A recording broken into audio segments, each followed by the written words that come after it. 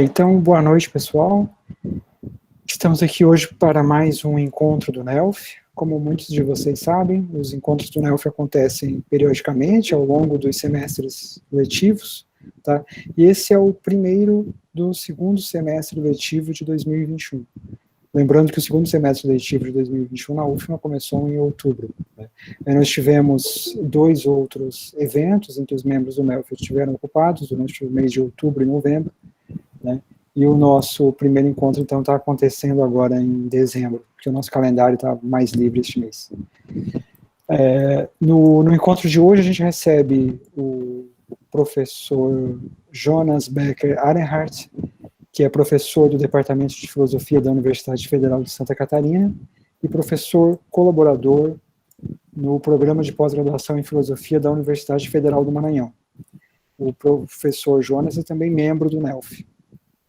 Ele é editor associado da revista Principia, e as áreas de interesse do Jonas incluem lógica e filosofia da lógica, filosofia da ciência, filosofia da matemática, a relação entre ciência e metafísica, lógicas não reflexivas, teoria de quase conjuntos e lógica paraconsistente.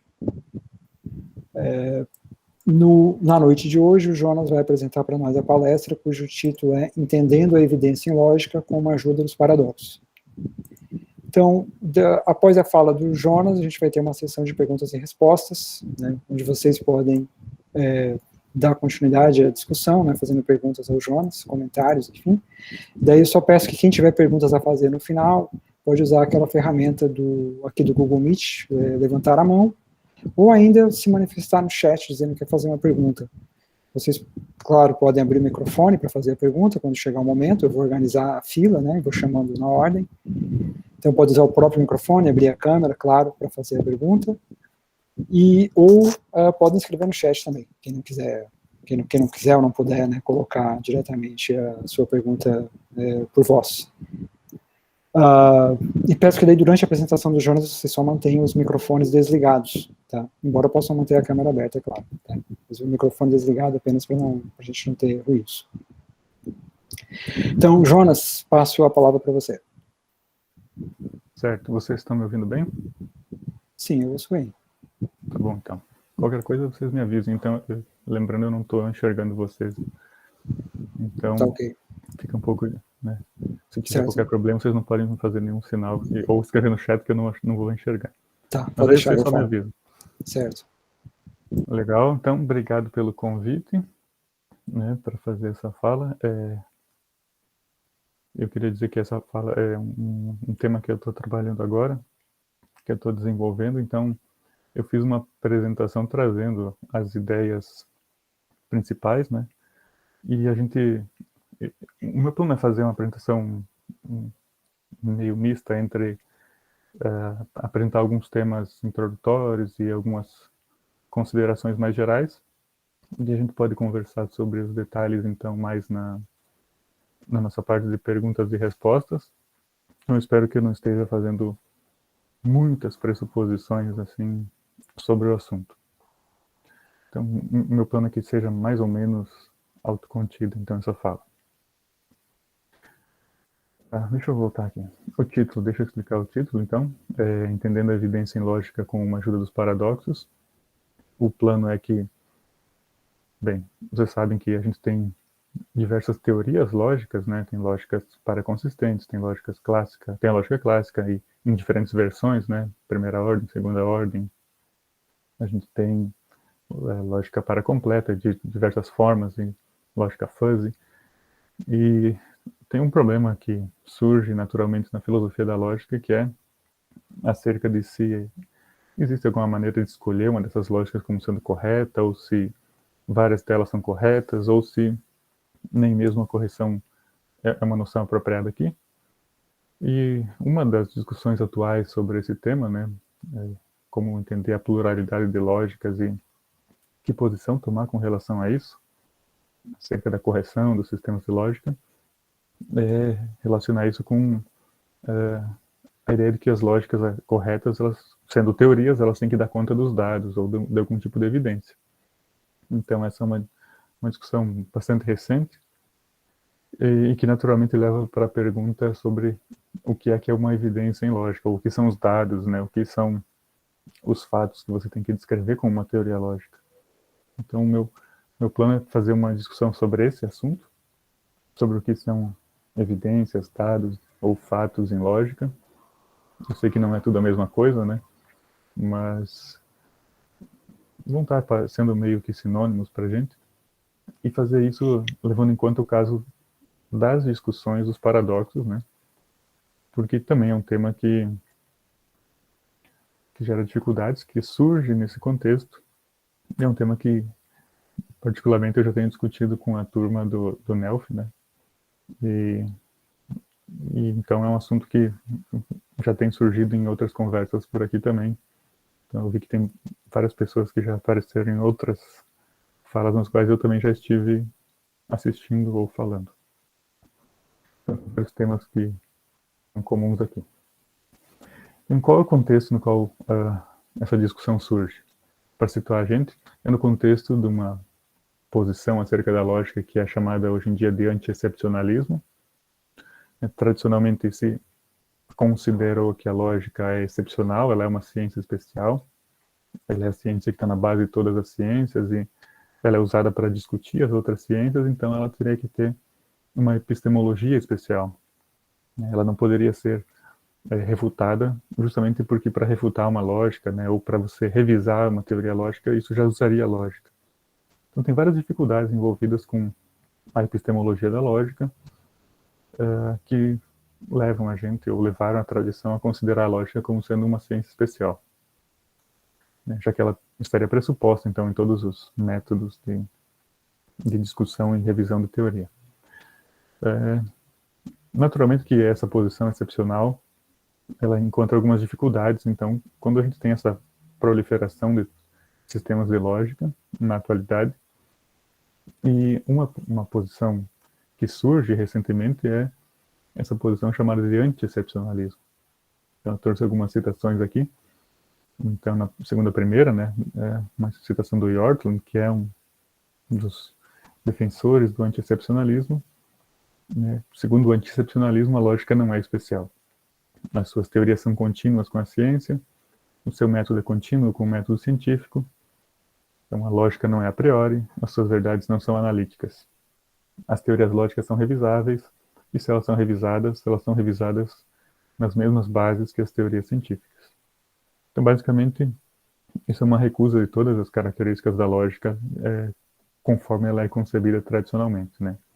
Não tem uma epistemologia a priori, ela não é composta por verdades necessárias, ela é contínua com a ciência, né? Ela tem teorias que são revisáveis com base no mesmo tipo de evidência que as teorias científicas, então é uma visão sobre a natureza da lógica que tem aparecido recentemente. O Yortland continua isso em outro artigo, 2019. Então ele fala, quando a gente rejeita a prioridade da lógica, nós ficamos com uma alternativa menos glamourosa. O conhecimento lógico básico é conquistado de uma forma tão dura, né, quanto o conhecimento em física, química ou economia. A fortuna da lógica não é menos ligada a uma evidência a posteriori do que em outras ciências. Na frase de Quine, a lógica é revisável, ou tão revisável quanto as ciências naturais. Então, essa ideia de que aproximar a lógica da ciência pode dar um novo fôlego para as discussões em lógica é o anti-excepcionalismo, né? Então, é nesse contexto que eu vou estar apresentando a proposta de que, bem, a lógica é uma ciência como qualquer outra, ela é contínua com as ciências, ela é revisável e ela não é necessária. Essa é uma ideia, então, que eu estou considerando interessante e na qual a discussão vai se inserir. Ela só, como eu falei, ela é uma ideia interessante, ela só tem um pequeno problema, que é o seguinte. Quando você lê os textos dos anti-excepcionalistas atuais, você vai ver que eles têm uma obsessão em discutir a escolha de teorias. Na verdade, eu comecei falando sobre isso também, então vocês poderiam pensar que eu também contribuo para isso, né? Eu falei, bem, a gente tem várias teorias lógicas e a gente tem um problema sobre como escolher uma teoria apropriada. E a discussão anti-excepcionalista, ela gira em torno disso. Apesar dessa caracterização bastante ampla do que é o anti-excepcionalismo, como a lógica sendo contínua com a ciência, a lógica sendo revisável, não sendo a priori, não sendo analítica, ela sendo sujeita à evidência do mesmo tipo que a evidência para as teorias científicas. Então, apesar de toda essa caracterização bastante ampla e vaga, quando você trabalha com os textos dos anti-excepcionalistas, a grande discussão deles é em termos da escolha de teorias e no uso, né, então, assim, eles advogam o uso do método abdutivo para escolher teorias. Então, a teoria que deve ser escolhida como a correta ou verdadeira, teoria lógica, né, é aquela que pontua melhor em uma série de virtudes. Então, você vai considerar várias virtudes, como adequação aos dados, simplicidade, poder explicativo, fertilidade, escopo, e você compara as diferentes teorias lógicas e vê quais delas pontuam melhor com relação a esses quesitos, né? Então, logicamente, a teoria que é a mais verdadeira, segundo esse método, é a que pontua mais alto. Então, aquela que é mais simples, explica mais, é mais fértil, tem um escopo mais amplo e, principalmente, aquela que é adequada aos dados. E aí que entra o nosso ponto lá do título, né? Como entender os dados e a evidência em lógica, né? Porque a gente não faz experiência em lógica e a gente também não enxerga fatos lógicos, né? Pelo menos não sem uma boa definição do que seria isso, que certamente seria bem complicado. Então a gente tem que explicar como uma teoria lógica pode ser adequada aos dados. E é aqui que a maioria das discussões anti-excepcionalistas, né, ela acaba focando e tendo muita dificuldade, como vocês podem imaginar. O meu plano, então, é abordar esse problema tendo como pano de fundo os paradoxos, mas especificamente paradoxos como o paradoxo do mentiroso e o paradoxo de Russell. Eu não vou abordar todos os paradoxos e, bem, esses são aqueles que eu vou me restringir aqui. Atualmente, o que acontece? Quando as pessoas vão explicar o que uma lógica deve explicar, quais são os dados, quais são as evidências a favor de uma lógica, muito apelo é feito para os paradoxos. Principalmente porque as lógicas paraconsistentes, né, possibilitaram um novo entendimento do funcionamento dos paradoxos. Qual que é o plano? O plano é que essas sentenças aqui, que eu listei como paradoxo mentiroso simples, né, uma sentença lambda que fala de si mesmo que ela é falsa, ou mentiroso reforçado, uma sentença lambda que fala dela mesmo que ela não é verdadeira, ou um conjunto definido como conjunto de todos os objetos que não pertencem a si mesmo, né, ou de todos os conjuntos que não pertencem a si mesmos. Essas sentenças, como vocês podem estar já bem familiarizados, elas levam a contradições, né? Elas são formuladas num contexto bastante simples, com princípios bastante intuitivos, e por um raciocínio bem elementar, elas levam a contradições.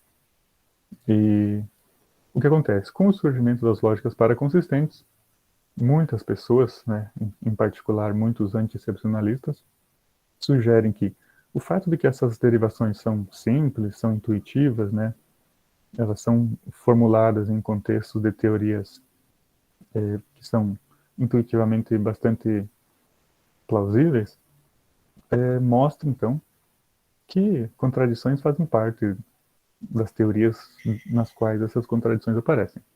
Né? A teoria da verdade na linguagem natural, segundo alguns, a teoria de conjuntos ingênua. Então, essas teorias têm contradições. E o plano aqui é que, bem, se a gente deriva uma contradição e a teoria aparentemente, né, a teoria na qual a contradição aparece, aparentemente não prova todas as suas afirmações, ela não é uma teoria trivial, ela prova contradições, mas não prova tudo, então parece que isso é um dado, isso é um fato a ser levado em conta. Uma teoria lógica apropriada deveria ser capaz de capturar isso. Certo? Então, o plano é, vamos recapitular então o andamento até aqui, só para garantir que eu não estou enrolando vocês demais. O plano até aqui é o seguinte, a gente tem uma concepção sobre lógica que entende que a lógica pode ser escolhida em termos de abdução. Então, em termos de, em particular, qual teoria melhor acomoda as evidências? E a pergunta então, no slide anterior, o que é que conta como uma evidência? E aí, uma das respostas para isso envolve um pedido, né, para que a gente considere que, bem, paradoxos, né, certas contradições que a gente deriva de uma forma bastante intuitiva devem ser levadas em conta como evidência. Então, esse foi o trajeto mais ou menos aqui.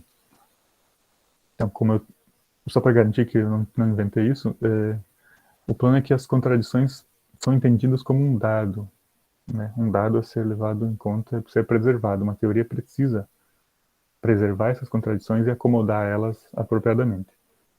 Então, peguei uma citação do Routley, né? Esse texto dele foi republicado em 2020, mas é um texto que aparece em 1980, né? Exploring Minon's Jungle é um volume gigantesco que está republicado em 4 volumes em 2020. Ele está falando sobre paradoxos conjuntistas e paradoxos semânticos e está considerando que esses paradoxos, então, eles são, segundo a concepção dele, são bastante intuitivos, né?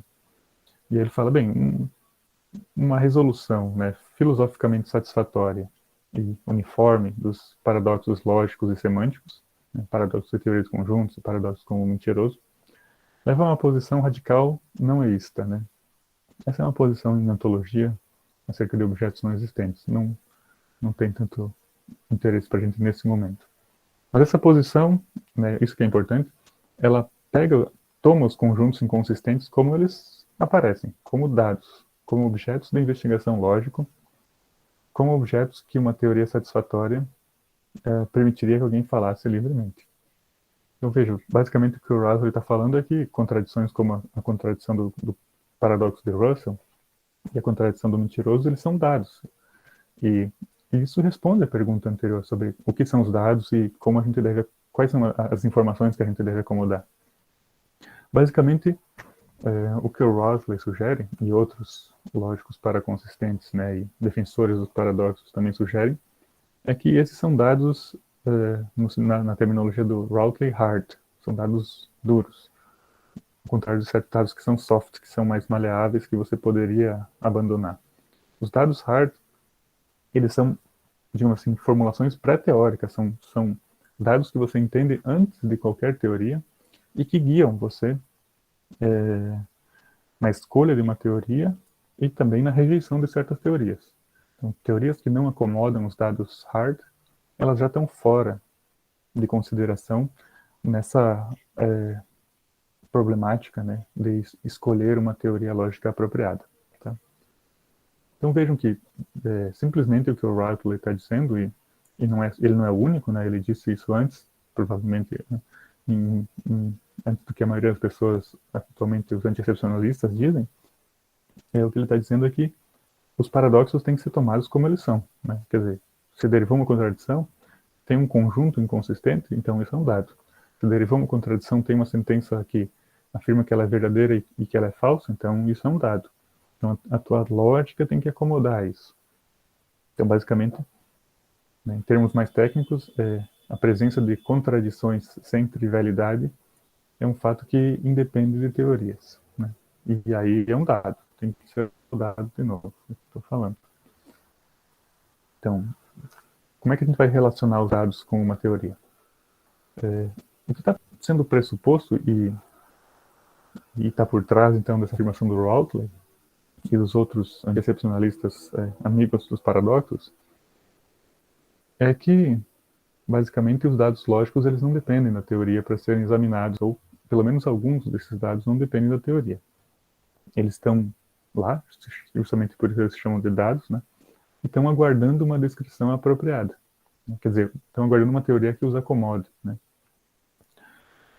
Se vocês considerarem para uma citação mais recente, que eu acho muito boa também, e já usei várias vezes em vários lugares, do Priest, do Bert e do Weber, na Enciclopédia de Stanford, né? E falando agora não sobre o paradoxo de Russell, mas sobre o paradoxo mentiroso, eles falam que, de uma forma geral, os paradoxos com o mentiroso fornecem evidência para a afirmação do dialeteísta de que algumas contradições são aqui demonstravelmente verdadeiras, né? No sentido de que elas são implicadas por fatos simples acerca da linguagem natural e os nossos processos de pensamento. Quer dizer, a linguagem natural ela nos fornece um dado, né? Eles falam alguma evidência, mas eles estão simplesmente moderando um pouco o tom, né? Para dizer que, bem, a linguagem natural ela nos garante que tem contradições verdadeiras, né? Que o dialeteísmo aqui é a posição de que certas contradições são verdadeiras.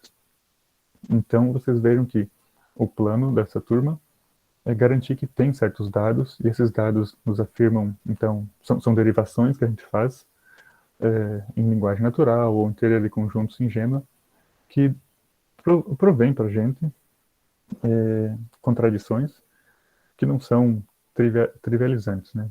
A gente tem contradições e não prova tudo.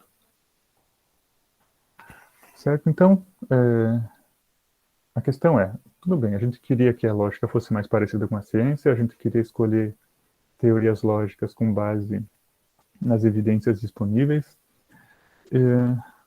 e parece que as evidências disponíveis apontam, então, que tem certas contradições que devem ser acomodadas, segundo essa turma, pelo menos. Qual que é o problema com essa história toda? Então, o problema com essa história toda, ou pelo menos como contado até aqui, é que ela sugere, pelo menos segundo eu sugiro, uma compreensão muito simples da relação entre teorias e dados. Né? Como eu estava colocando agora, a impressão que dá é que os dados estão aguardando simplesmente uma teoria que os descreva. Né? Então, essa relação é o que eu vou explorar com mais detalhes a partir de agora, mas eu gostaria de deixar claro já também que historicamente ela é problemática. Né? Basicamente, ela sugere que os precursores, né, da lógica moderna, Russell, Hilbert, Frege, Tarski, né, eles viram a contradição, eles viram que ela era derivável, mas eles não souberam tratar disso adequadamente, né? Quer dizer, se enganaram redondamente, né? Como foi possível que eles não viram esse fato, né? Passaram batido e forneceram uma história, uma lógica completamente errada. Quer dizer, estava na frente deles um fato e eles não conseguiram enxergar. Então, historicamente, ela conta uma história muito estranha, né? Ela transforma a história de uma forma esquisita. Então, qual que é o problema com a relação aos dados aqui? O problema é essa ideia de que os dados estão aguardando uma descrição apropriada. Eu peguei emprestado do nosso amigo Christian de Ronde, né, a ideia de que essa é uma concepção ao estilo Sherlock Holmes da relação entre teorias e dados. Segundo Sherlock Holmes, você só pode começar a teorizar depois que tiver colhido todos os dados. Né? Então, os dados vêm primeiro e a teoria vem depois. Né? Você teoriza sobre os dados. E essa parece ser a concepção sugerida, pelo menos, ou ao menos essas pessoas não tentam evitar essa associação, né, pelos antiexcepcionalistas atuais. Se eles não têm essa concepção, eles escondem bem que não têm, né, já que eles não mencionam que não é isso. Né. Mas o ponto é o seguinte, com relação a isso, com essa concepção Sherlock Holmes da relação entre teoria e dados. O ponto é que essa concepção de uma relação entre teoria e dados, ela é uma concepção que não é aceita mais na nossa melhor compreensão da ciência, né? Então, descartar esse tipo de entendimento é praticamente o primeiro capítulo de qualquer curso de filosofia da ciência. Então, a gente não precisa, assim, reinventar essa relação entre teoria e dados ou pensar que ela ainda é completamente misteriosa para a gente. Já que a lógica vai ser contínua com a ciência, a gente pode explorar os modos como essa relação é entendida na ciência, né? Se a lógica é só mais ciência, então a gente pode se beneficiar em lógica do modo como como essa relação já foi, ou é, ou está sendo abordada atualmente na ciência. E esse é o meu plano. É por isso que eu intitulei esse slide "O Anti-Excepcionalismo Retorna". É porque isso mostra, né, como eu estava reclamando lá no meu segundo slide, que esse foco na escolha de teorias acabou impedindo, ou acabou prejudicando, né, uma consideração mais profunda dessa ideia de que a lógica é contínua com a ciência. As pessoas pensaram que simplesmente mencionar o método abdutivo já era suficiente para você ter essa continuidade. E com isso criaram problemas desnecessários para eles mesmos e não viram como a gente pode se beneficiar e ter uma explicação mais interessante da relação entre teorias e dados. Certo? Então, o meu plano é explorar mais nesse aspecto. Então, falar, olha, se a gente vai ser anti-excepcionalista, se a gente vai aceitar que a lógica e a ciência são similares, então vamos a fundo nesse negócio e vamos aproveitar já do entendimento que a gente já tem dessa relação na ciência. De novo, só para garantir que eu não inventei essa crítica da abordagem ao estilo Sherlock Holmes, essa é uma crítica que aparece na filosofia da ciência, né, uma relação qual a relação entre os dados e as teorias e os modelos, né? Já que, em geral, a ciência é entendida muito em termos de modelagem. Essa ideia, conforme ela estava aparecendo até agora, na qual você tem os dados lá, esperando uma teoria que os capture, né, num termo que é usado pela Tarja Nutila e pelo Eric Puhm, é uma ideia de que os modelos estão flutuando por aí, esperando, né, os dados apropriados e eles se encaixam e aí você tem um conhecimento, né? Então, são duas realidades independentes que estão esperando serem conectadas, né? Então, essa é a relação entre teoria e modelos segundo a abordagem usual, né? Essa leitura usual dos paradoxos está sugerindo. Então, quando a gente transfere isso para a lógica, né? Eles não estavam falando de lógica, estavam falando de ciência mesmo, ciência empírica. O Marcel Bohmas também falou isso ainda antes. Né? Então ele fala, em muitas explicações daquilo que os modelos são e como eles funcionam, uma visão específica domina. Essa visão contém as seguintes características. Primeiro, tem uma distinção muito clara entre teorias, modelos e os dados. E segundo, o nosso acesso empírico acontece quando o modelo já está, depois que o modelo foi construído. Em outras palavras, os contextos de descoberta e justificação estão desconectados. Quer dizer, você tem os dados completamente separados da teoria e você simplesmente os conecta. Eu estava falando, essa é a concepção acerca da relação entre teoria e dados a ser criticada. E, claro, isso vem da filosofia da ciência e do nosso entendimento da ciência. Então, em contraposição à abordagem ao estilo Sherlock Holmes, uma nova proposta que é mais interessante, então, de novo, pegando emprestado do Christian, é a abordagem ao estilo Einstein. Né? É uma passagem famosa na biografia do Werner Heisenberg, né?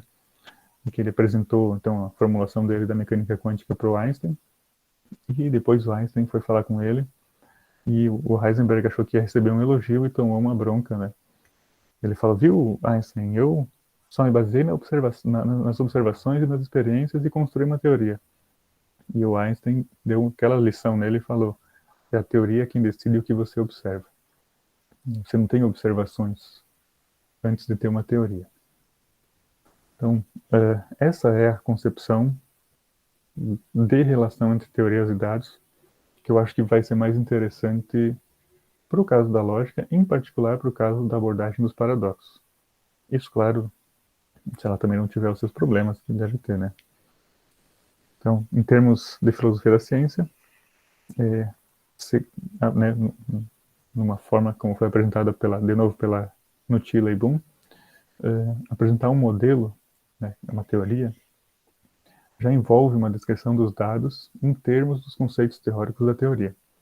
Quer dizer, isso já faz parte da elaboração teórica, recortar os dados apropriadamente para que eles sirvam, né, na teoria.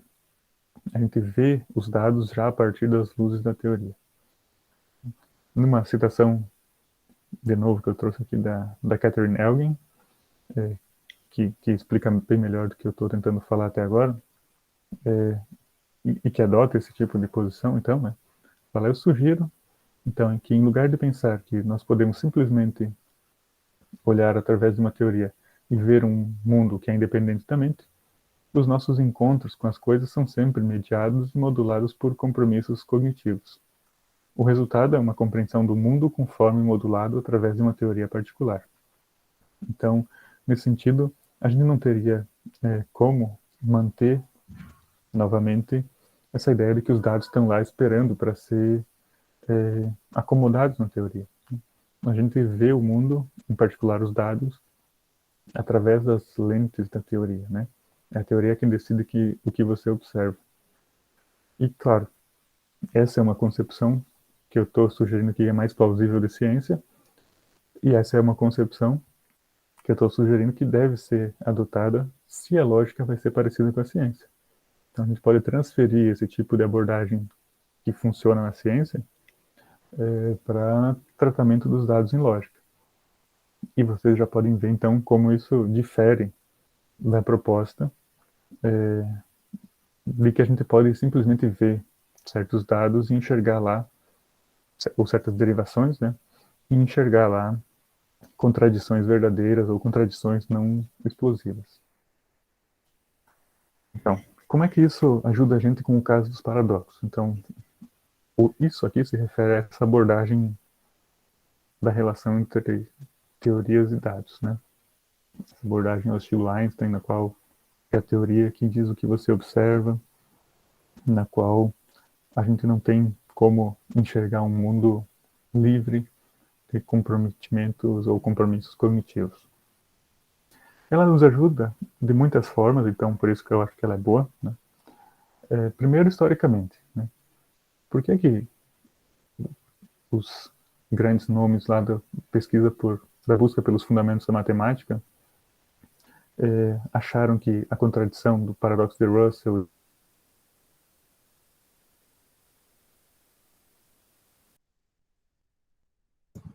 O Jonas travou ou foi só para mim?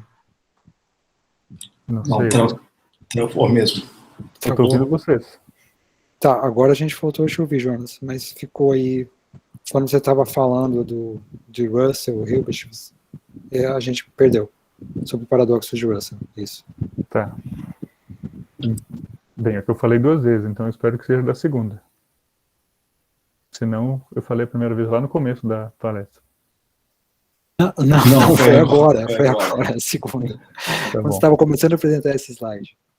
Tá bom. Pensei, nossa, eu estou travado há mais de 20 minutos. Então, como que essa posição na relação entre teoria e dados, né, a abordagem ao estilo Einstein, contribui na nossa compreensão dos paradoxos? Primeiro, ela nos dá uma imagem mais clara do período dos fundamentos, né, de por que Russell, Hilbert, Cantor, Peano, Tarski acharam que era razoável você banir o paradoxo do mentiroso, né, através da hierarquia tarskiana, de linguagem, metalinguagem, meta-metalinguagem, e barrar o paradoxo de Russell através de restrições, né, no princípio de abstração. É fácil, né, porque, de certo modo, o comprometimento cognitivo deles era com a lógica clássica. Era a lógica que eles tinham na época. Então, eles não poderiam ter olhado para a contradição e ter dito outra coisa, né? Eles não poderiam ter visto aquilo como algo bom. Então, guiados pelo comprometimento cognitivo que eles tinham na época, não havia outra escolha, né?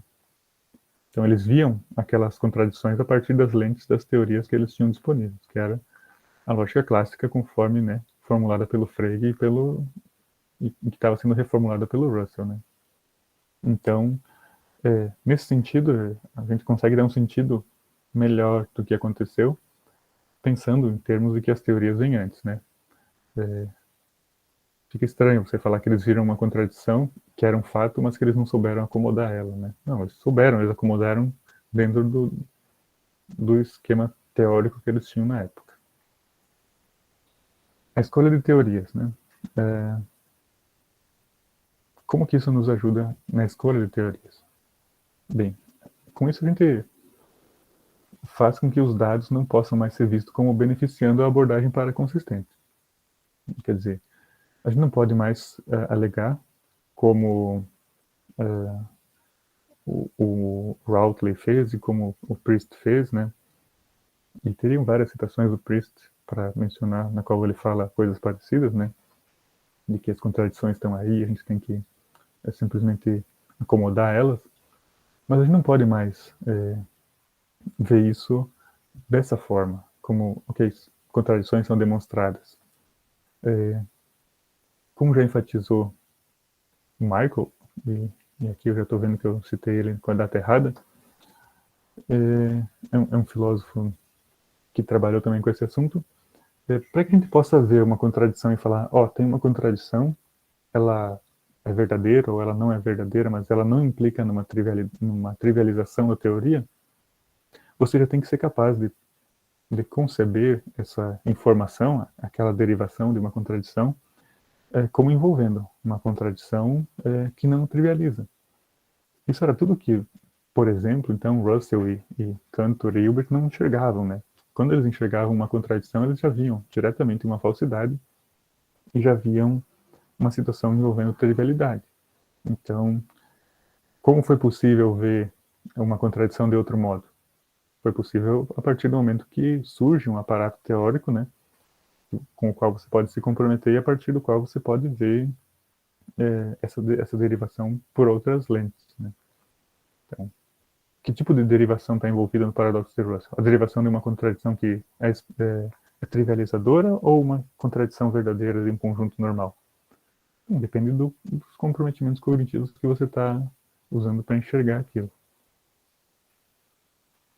Então, desse ponto de vista, não são os paradoxos que nos indicam a adoção de uma lógica paraconsistente, mas a existência de lógicas paraconsistentes que nos permitem ver os paradoxos como envolvendo contradições sem trivialidade.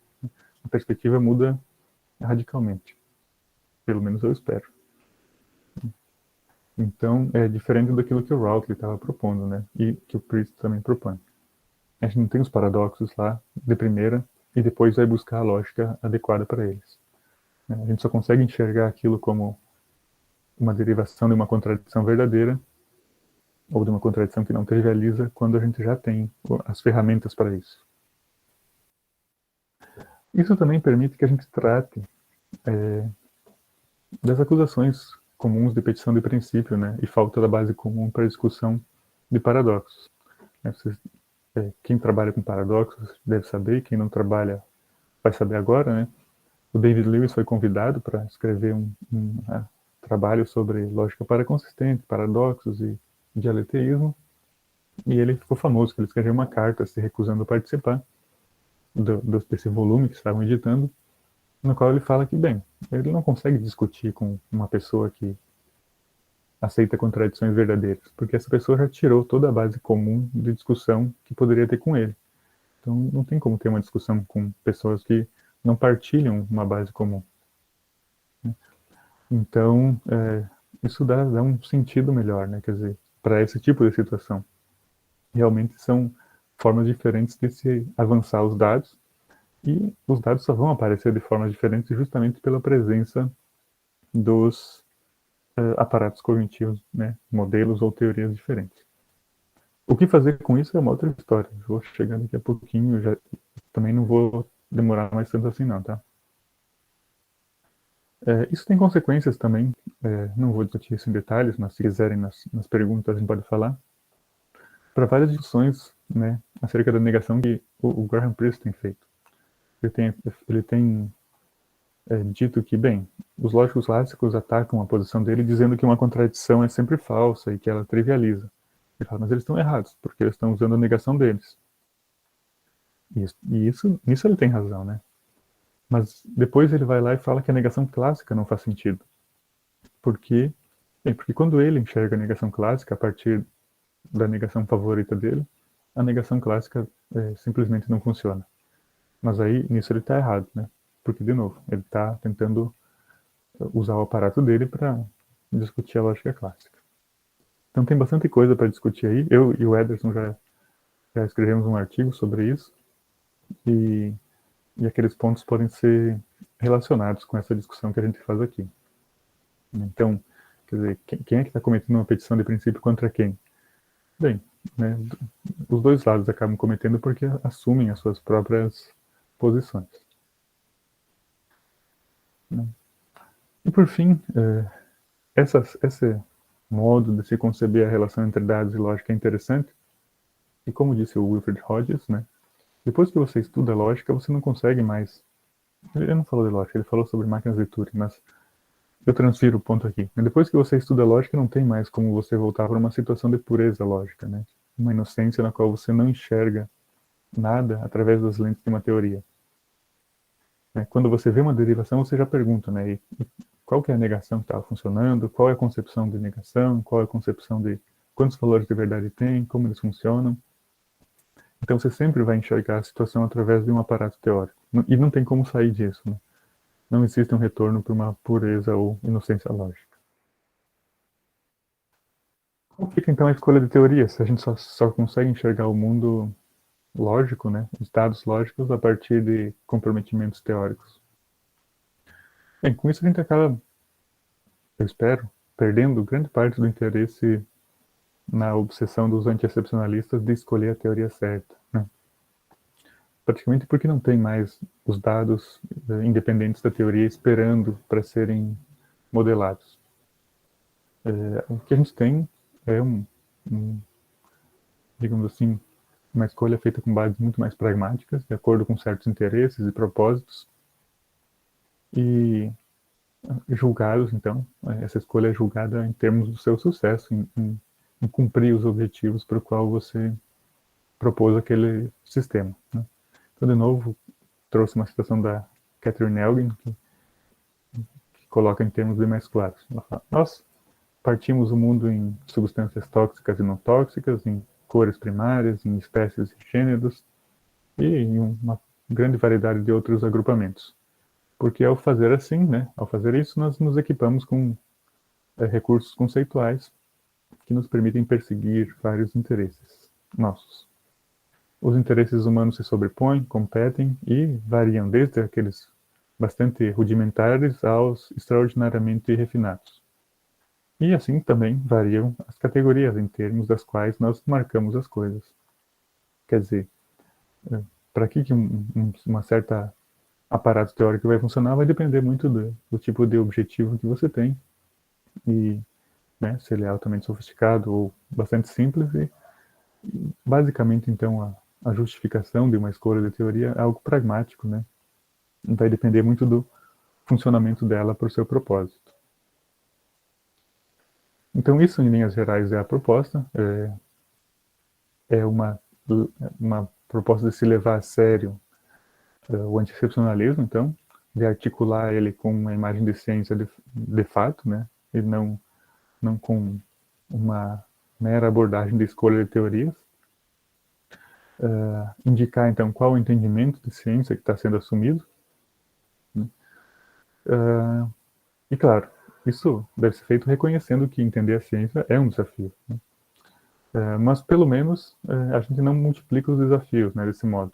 E a gente não cria problemas especiais só porque a gente está ignorando, ou melhor, a gente não cria problemas especiais para a lógica só porque a gente está ignorando o que já foi feito em filosofia da ciência, certo? Então, o aparato filosófico já disponível para a ciência pode ser transferido para a lógica e vai contribuir bastante, né? Ou, se não contribuir bastante, pelo menos ajuda a gente a resolver, a não inventar mais problemas como os anti-excepcionalistas têm feito, né? Certo? Então, esse é o plano. Então, aqui são as referências que eu usei, né? E naturalmente, quem quiser qualquer uma delas pode me ver que eu passo para vocês. Certo, muito obrigado, Jonas, pela palestra, muito clara, muito interessante. E agora nós abrimos, então, a sessão de perguntas. Já temos um inscrito, o Raoni, o Lian também. Deixa eu ver quantas mais pessoas aqui. Por enquanto temos 2. Eu vou chamar na ordem que apareceram aqui para mim. Quem mais quiser fazer perguntas também, agora apareceu José Edinaldo. Quem mais quiser fazer perguntas, só aí levantando a mão, a gente vai passando na ordem. Então, Raoni, a palavra está com você. Eu parei de compartilhar aqui porque ele começou a apitar aqui que tinha algumas informações, então acho que era o pessoal se inscrevendo, tá? Mas se precisar, eu volto a partilhar a tela. Tá ok, tranquilo. Então, Raoni, a palavra está contigo. Pô, valeu. Muito obrigado, gente, por organizar esse evento. Valeu, Jonas, pela palestra, muito boa.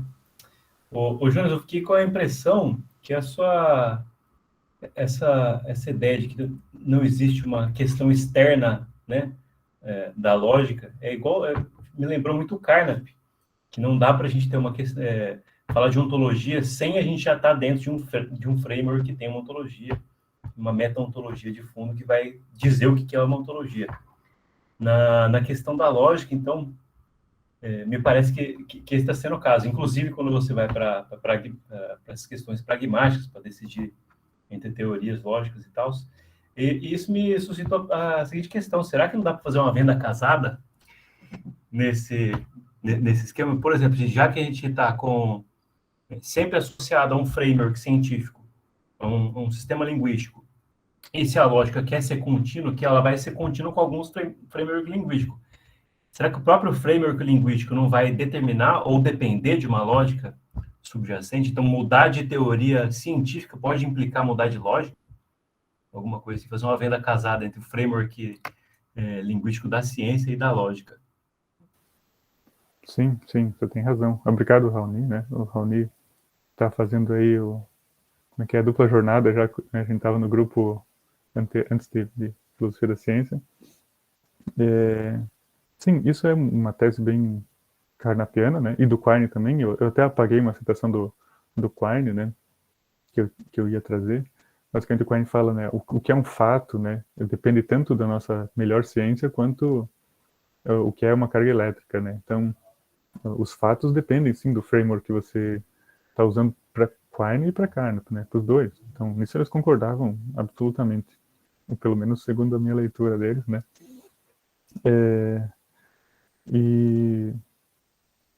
Então, o ponto pro Quine é esse, né? Então, primeiro você tem um esquema, um framework, um esquema conceitual, como ele chamava, ou uma teoria, um compromisso cognitivo, e depois você avalia os dados a partir daí, né? Nesse sentido, que você avalia internamente. Mas eu diria que sim, que pensando principalmente no Carnap e nas teorias científicas, o plano é que esses frameworks já vão vir com uma lógica por trás, né? De um modo geral, isso foi um tema que o Otávio trabalhou bastante. Otávio Bueno,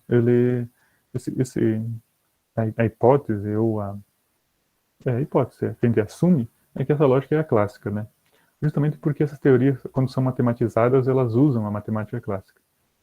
Então, a menos que se use uma matemática não clássica para formular essas teorias, que são, em geral, formuladas matematicamente, a suposição é que a matemática seja a matemática clássica. Exatamente, elas vêm em conjunto, sim. Obrigado, Raoni. Eu que agradeço. Valeu. Certo, agora eu passo a palavra para o Lian. O Lian Araújo. Olá, boa noite. Vocês estão me escutando? Só um comentário primeiro.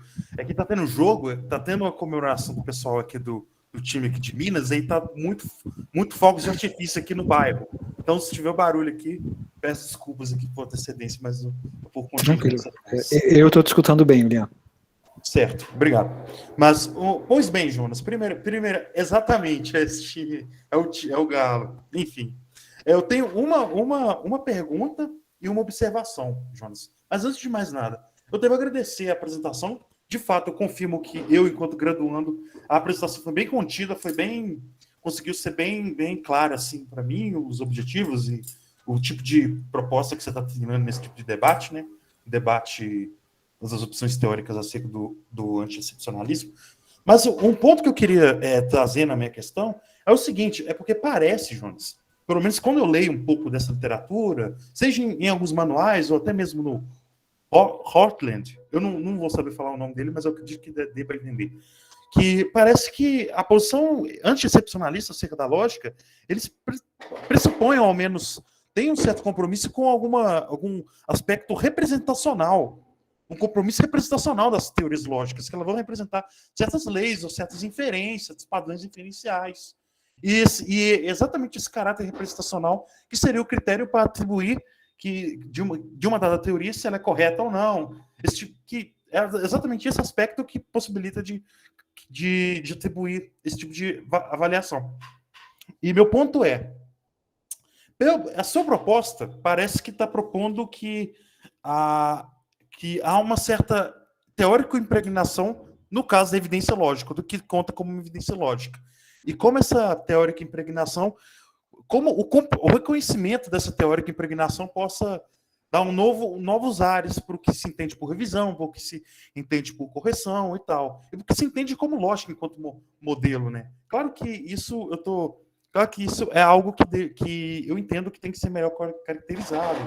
Como vem, por exemplo, no caso na discussão sobre pluralismo lógico, como se encontra lá no Bill Restel e no Shapiro também, Shapiro sobretudo, a Logic as Modeling e tal.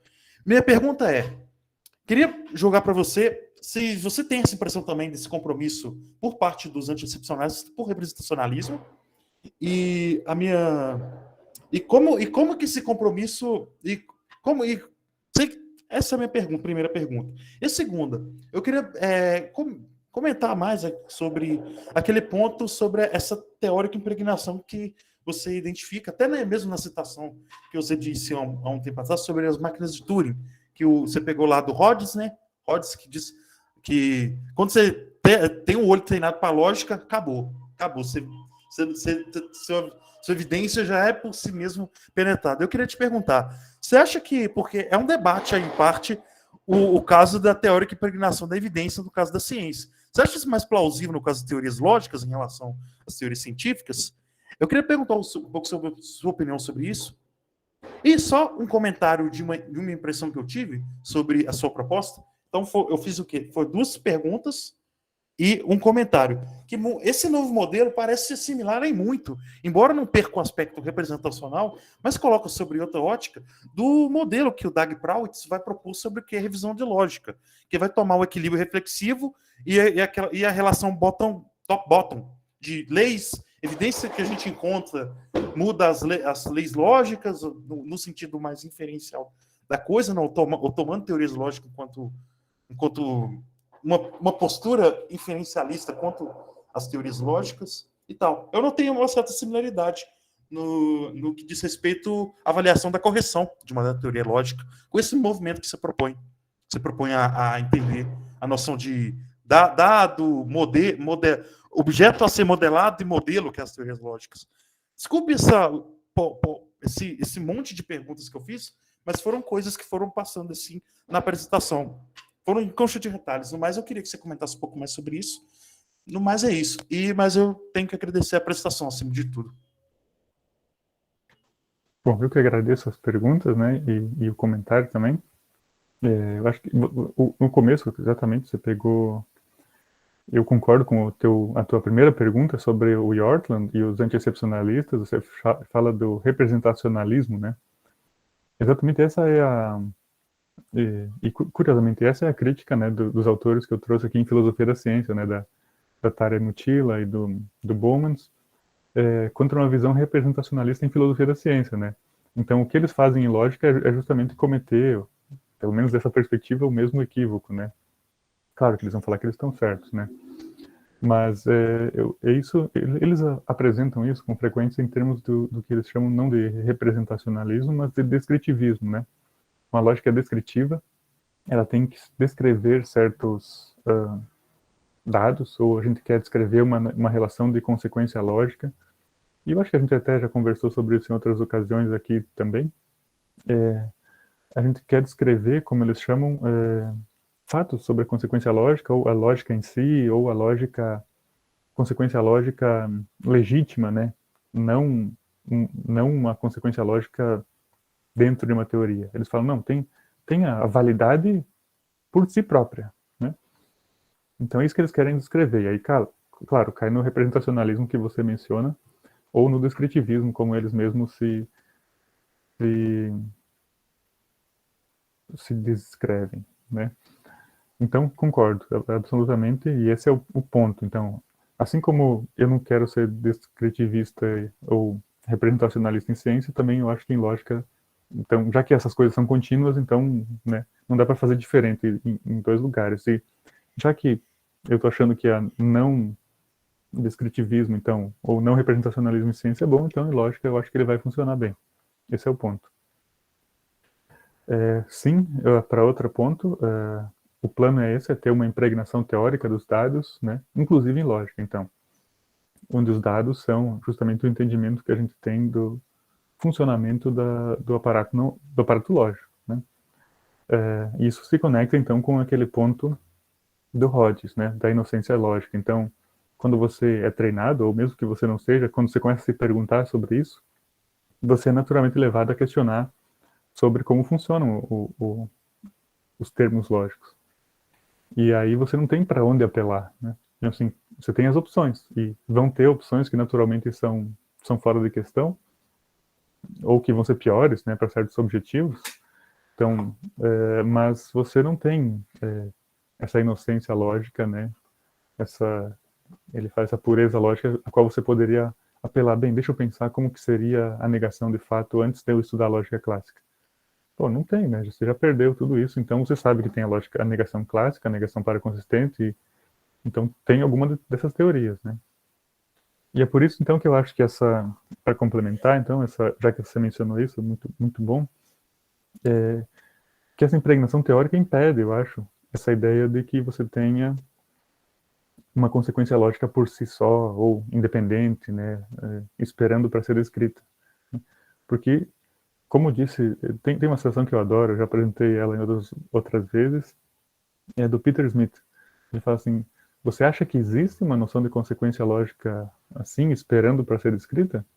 Então, como é que ela é, né? Então, vai explicando, ela vale relevância ou não vale? Como é que é essa noção da necessidade que está envolvida? Que tipo de necessidade é essa? Bom, você começa a dar uma teoria, né? E você sempre começa a puxar para uma teoria para um lado ou para o outro. Então, você no fundo está escolhendo uma descrição teórica. Então, não tem a descrição ateórica esperando para ser descoberta lá, como se fosse, né, algo no mundo aí. Né? O Priest fala isso em termos que ele chama de lógica ens. Né? Tem os fatos lógicos abstratos e seria algo como um platonismo em lógica, eu acho, pelo menos pelo que eu entendi. Mas, de novo, como é que é a consequência lógica da lógica ens? Você está dando uma teoria sobre isso, né? Então é isso, acho que você pega os pontos corretos. Não, certo, obrigado pelas respostas. Eu só queria comentar mesmo que a minha opinião pessoal é que parece que, de fato, a teórica impregnação de uma evidência lógica é mais plausível. Claro que eu não sou graduando, então ainda não tenho. As minhas posições estão muito. Variam muito, mas é normal, né? Do que aceitar isso no caso das teorias científicas. Pelo menos algumas, né? Mas, enfim, não vamos estender para esse debate, porque é um debate à parte que não é do tópico da prestação. Mas eu não sabia que na literatura já tinha um termo específico para esse compromisso dessa concepção acerca das teorias lógicas, a saber, do descritivismo. Mas obrigado pela ótima prestação e as respostas das perguntas foram muito esclarecedoras. Obrigado a você pela questão. Eles usam descritivismo, então, só para complementar, para se opor ao normativismo, né? Então, a lógica é descritiva em oposição ou complementando, dependendo de quem está falando, ao aspecto normativo. Só por isso. E aí, claro, como você identifica, isso fecha bem com a posição representacionalista em ciência. Então, o que falta, né, eu acho que a minha proposta não é original ou revolucionária, o que falta é conectar os debates e perceber, né? Então, como eu estava conversando ontem com César ele falou, bem, você tem que dizer que tipo de ciência que você está, como você está entendendo a ciência. O que faltou foi isso, né? Então, e isso vai ter um efeito gigantesco no antiexcepcionalismo quando você faz isso. Então esse é o ponto.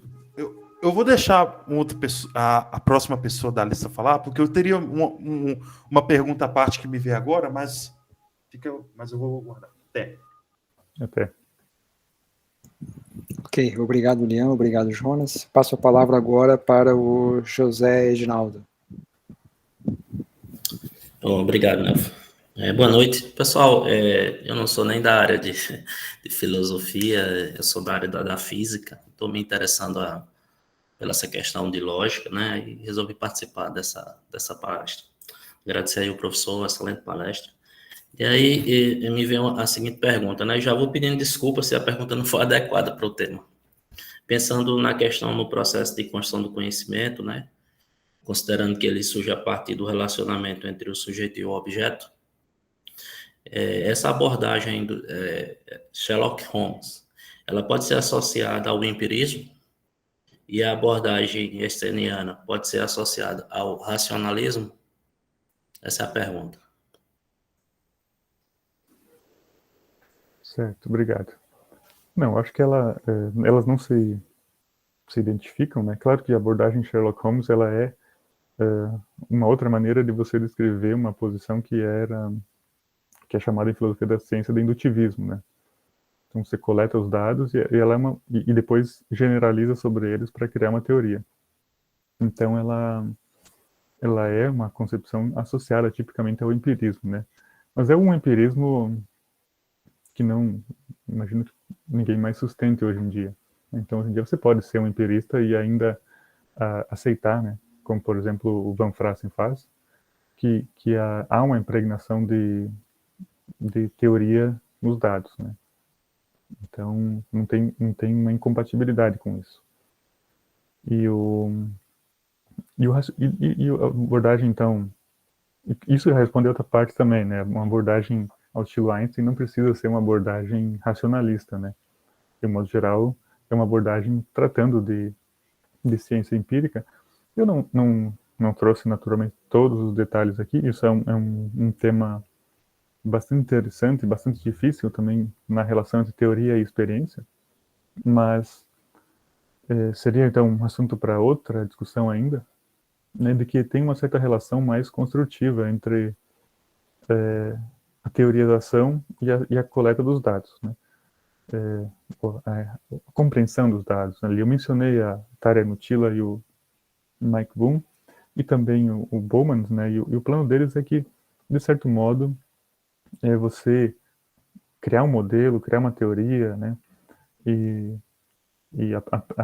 fazer com que ela dê conta dos dados envolve já uma certa um interplay, um intercâmbio entre teorização e experiência, no caso da ciência empírica, né? Então não seria algo que um racionalista tradicional, pelo menos, aceitaria. Ok, pessoal, obrigado. Vou refletir sobre isso. Tá, legal. Obrigado você pela pergunta. Bom, o Henrique acabou de levantar a mão, então, Henrique, por favor. Boa noite, gente. Boa noite, Jonas. Obrigado pela fala.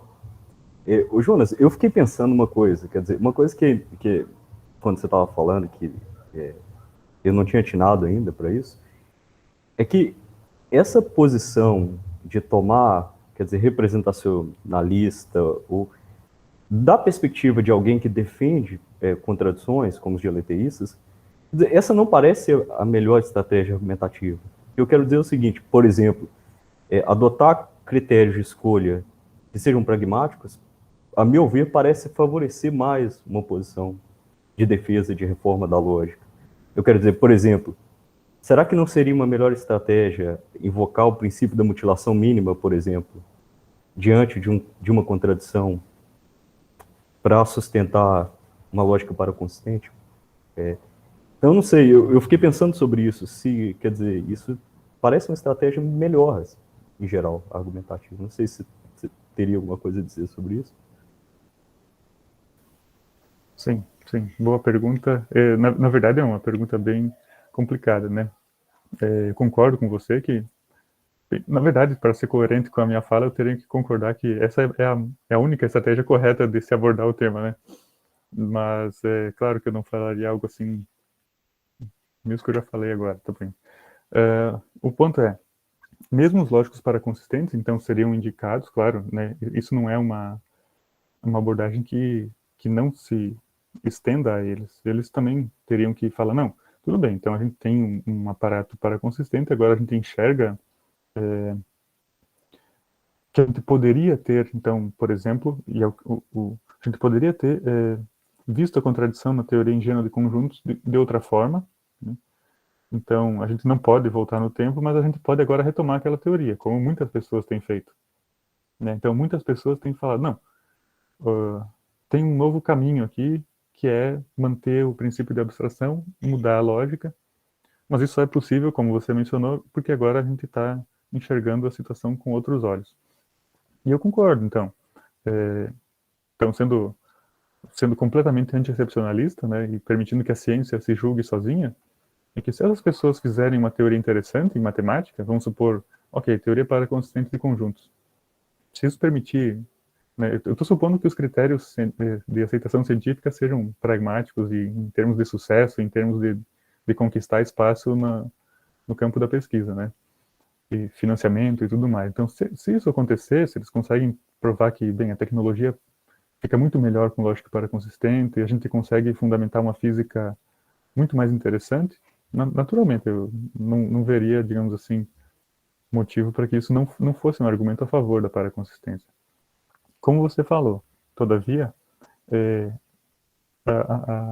a ciência é bastante conservadora, né? Ela vai resistir a essas mudanças, a menos que sejam realmente necessárias e que elas se provem muito, muito superiores ao que a gente já tem, né? Então, isso tudo, claro, por um bom motivo, né? Para que não se fiquem criando aventuras que podem não levar a lugar nenhum, então... E também, por que não? Por preconceito, às vezes, né? Então, tem toda uma série de fatores que influencia na escolha de teorias, né? Não é algo puramente objetivo em termos de sucesso. Mas tudo isso para dizer que sim, que eu concordo com o teu ponto. Bacana. Obrigado, Jonas. Obrigado pela fala também. Tá, obrigado a você. Só para complementar, então, se eu puder, o ponto é que o que isso gera, então, já que são diferentes abordagens de um assunto parecido, isso gera uma forma de relativismo, né? Então, ou de pluralismo, como as pessoas gostam de chamar, né? Porque abordar a teoria ingênua de conjuntos, por exemplo, com uma lógica paraconsistente, não é abordar a mesma coisa que uma abordagem tipo Zermelo Fraenkel, né? Você está criando uma nova prática ali, né? Então, o que os lógicos paraconsistentes estão fazendo nessa proposta é gerar um novo tipo de prática de matemática, né, que não é contraditório, né, não rivaliza com a matemática clássica. Ele simplesmente é uma prática diferente e, do jeito que está sendo feito, claro, ele está competindo por espaço, né, e pelo interesse dos matemáticos.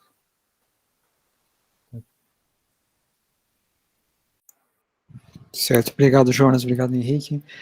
Mais alguma pergunta, pessoal?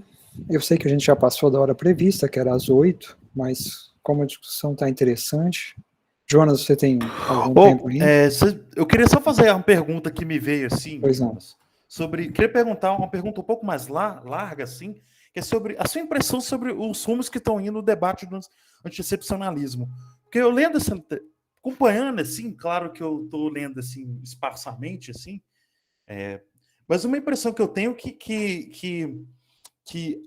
pelo menos a posição, ela tem um problema, que é o problema da caracterização dela, ou ao menos, eu ainda não li artigos que tratam disso, mas isso manifesta no início da sua apresentação, que você disse que a discussão foi quase toda por essa discussão que a gente conta no Hortland, que é a escolha, e vai ver lá no Williamson, ou no Priest, né, no caso eles defendendo posições monistas, né, para avaliar que uma dada lógica é correta ou não, né, dado uma postura anti-excepcionalista, né, em filosofia da lógica, né, que é essa obsessão por escolha de teorias. Eu queria saber assim, se você tem essa mesma impressão na literatura acerca desse debate, e Basicamente é isso que eu queria perguntar. Bom, eu tenho essa impressão, sim, de que o problema do anti-excepcionalismo justamente é esse, é caracterizar ele e por conta desse foco em escolha de teorias e por conta dessa falta de conexão com a ciência, né, mais propriamente dita. Então, eu acho que ele é caracterizado negativamente, né? Assim, a lógica não é a priori, a lógica não é necessária, a lógica não é analítica, a lógica não é isso e não é aquilo. Mas quando chega na hora de dizer exatamente o que ela é, então falta muita substância aí. Então, como eu estou tentando defender aqui, o plano é que se a gente começa então a aproximar ela da ciência e pensar na continuidade com a ciência de uma forma séria, algumas respostas começam a surgir, né?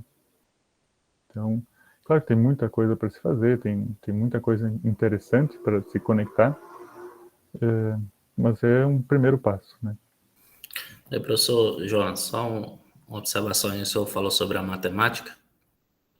É interessante que a matemática ela é toda construída em cima de axioma, né?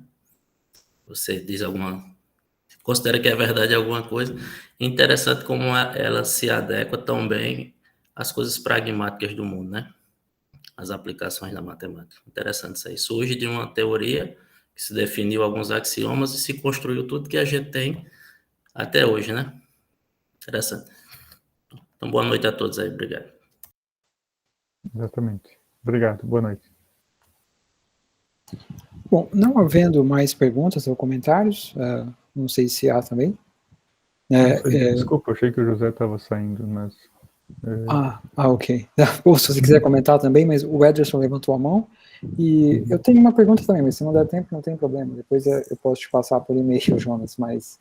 Então, Ederson, por favor. Bom, eu também não queria atrapalhar, tá? A gente, se você quiser encerrar, César, fica à vontade. Não, assim, o Jonas é que manda. Se o Jonas está com tempo ainda, a gente vai tocando. Tá? Não, por enquanto, sim. Tá. É meia-noite, dá, né? Então tá.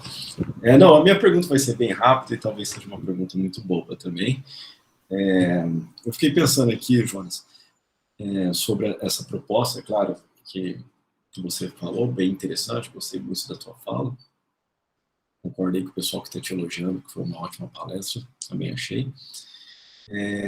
Pensando, então, nessa visão menos ingênua da ciência, né? Ou seja, que a gente sempre enxerga os dados através das lentes de alguma teoria, né? E que não existe, então, um dado puro, né? Eu não sei se você já pensou sobre isso, né? Mas como que ficariam os termos pluralistas, né? De correção, né? As lógicas são corretas, né? Ou são adequadas. Como que você acha que poderia ser encaixado nessa visão que você apresentou hoje para a gente? Tá, é um ótimo problema. Então, acho que é algo que teria que ser entendido, né, nas linhas que o José estava propondo agora, em termos do sucesso, né, da matemática em suas aplicações. A correção aqui, então, pegando esse termo-chave, né, que você está mencionando para o pluralismo e para o monismo, para os debates, para esses debates, ela acaba sendo um pouco um termo que, pelo menos ao que me parece, é menos importante, né? É um problema menos interessante de se discutir justamente porque ele acaba esvaziado quando você não tem os fatos independentes das teorias que as teorias vão ter como alvo, né? Então você perde esse componente que a gente chama de transcendental, né? Quer dizer, que transcende a teoria e que está esperando. Nesse sentido, então, uma lógica, em alguns casos, uma lógica vai ser correta, e aqui eu não entrei nesse ponto, né? Mas uma lógica vai ser correta por definição, em alguns casos, como, por exemplo, na matemática intuicionista, né? Então, você já começa com a lógica intuicionista e coloca axiomas. Os axiomas da aritmética de Peano, por exemplo, você tem a aritmética intuicionista. Você não pergunta, qual é a lógica que está ali, né? Sim, é a lógica intuicionista, você já começou assim, né? E qual que é a lógica por trás do cálculo diferencial para consistentes, né, que foi inventado? Sim, a lógica para consistente que eles usaram lá no começo. Então, Em certos sentidos, em vários debates, o problema sobre a correção fica desinteressante, né? Ele fica esvaziado de importância. E em outros sentidos, o problema vai, como no caso então de paradoxos, né? O problema vai virar um problema acerca de utilidade e fertilidade de diferentes abordagens. Então, acho que não vai ser mais tão interessante ter uma conversa sobre correção, né?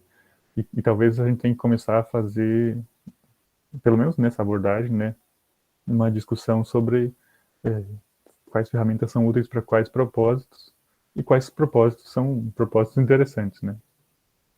Você pode ter propósitos bem esquisitos ou nada construtivos, né? Então, acho que vai ser por aí, né?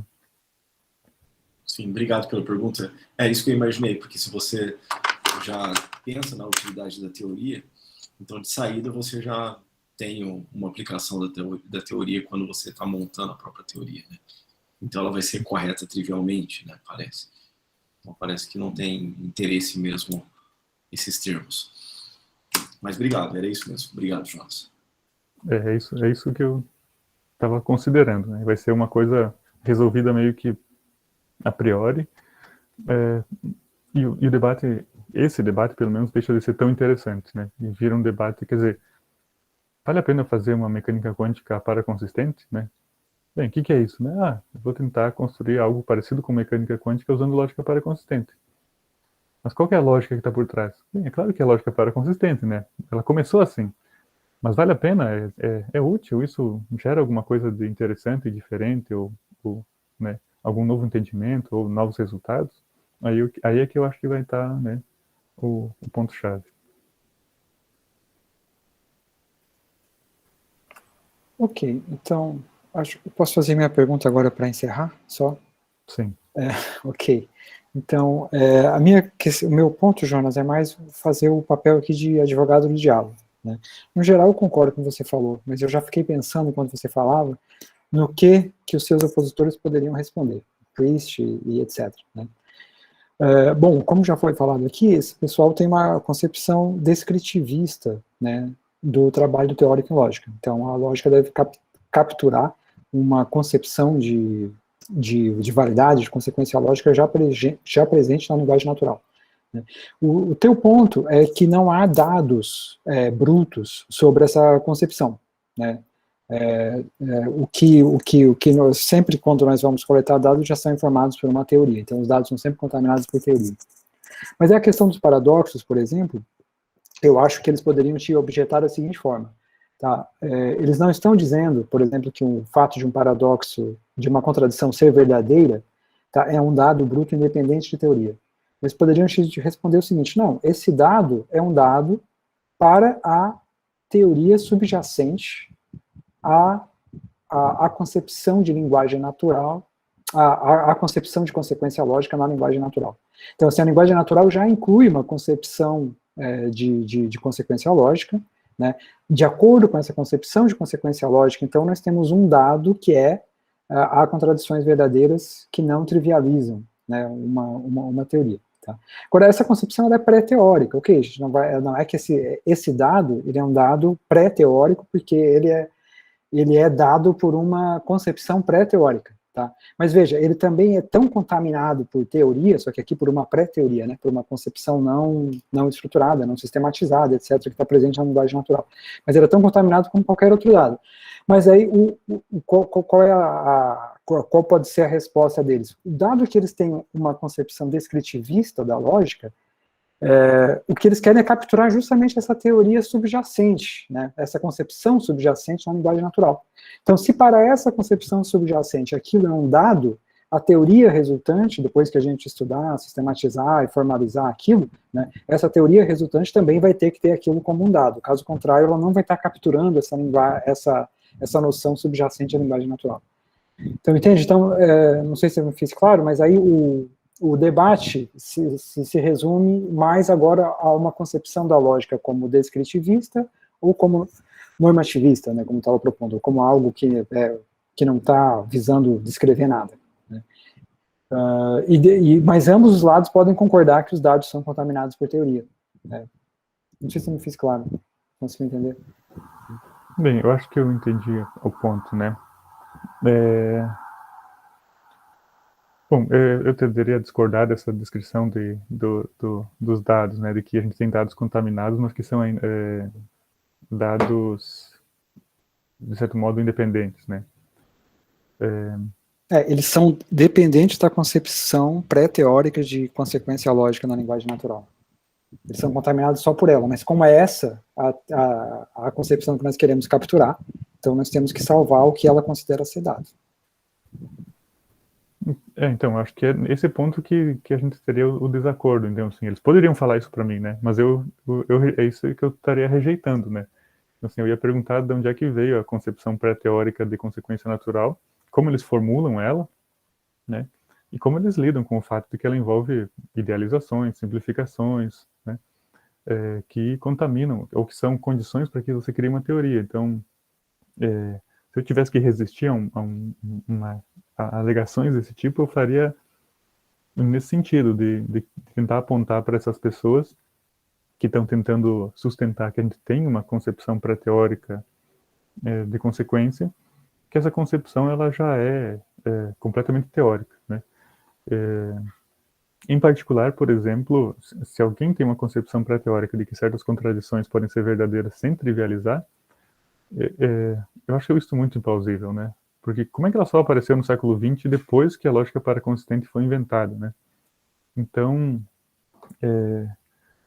seria muito estranho isso, né? Que ninguém tivesse pensado nisso antes, ou tivesse percebido que, no fundo, quer dizer, 2000 anos de erros das pessoas entendendo a sua própria concepção pré-teórica de consequência. Então, acho que eu apelaria para isso, né? Para tentar reintroduzir a teoria mesmo na concepção pré-teórica.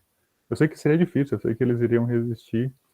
E eles, de fato, falam assim, né? Eles falam, não, a gente não quer saber se a explosão vale ou não vale na lógica clássica ou em LP. Isso a gente sabe. A gente quer saber se ela vale de fato, né? E, bem, o que é a explosão, né? Bem, a explosão, para você explicar o que é a explosão, você já usa a teoria, né? É uma afirmação, é uma negação. Tá, mas que negação, né? E você quer saber se se segue uma proposição P qualquer. Tá, mas agora começa a explicar. O que é uma proposição, né? Valem proposições verdadeiras e falsas ou não valem? Bem, não sei, depende da teoria, né? Então, não, mas pré-teoricamente, eu acho difícil que alguém possa responder a isso tudo no nível ingênuo, né? Como diz o Rogers, né? Da pureza lógica, né? Você não pode entrevistar as pessoas e querer que elas te entreguem a concepção pré-teórica.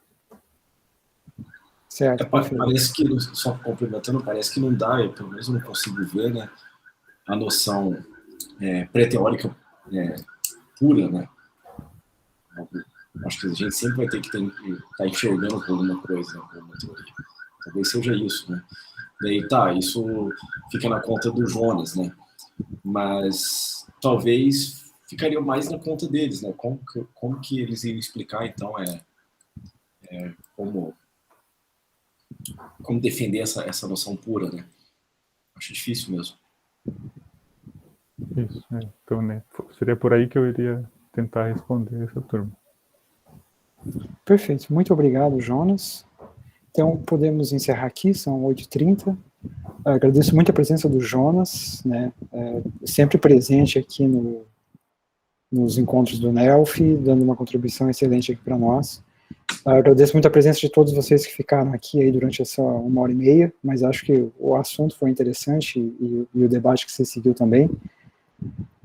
Como eu já comentei no chat, a gravação dessa palestra vai ser disponibilizada no canal do YouTube do NELF, e nós temos também o site do NELF, nelf.ufma.br, onde vocês também podem acessar lá o mesmo conteúdo que está no YouTube, né? Ele remete para o YouTube. Então, a palestra também vai estar lá o link. Então, pessoal, é isso. Alguém gostaria de dizer mais alguma coisa? Jonas, se você quiser dar Eu quero agradecer ao convite de novo, a paciência, né?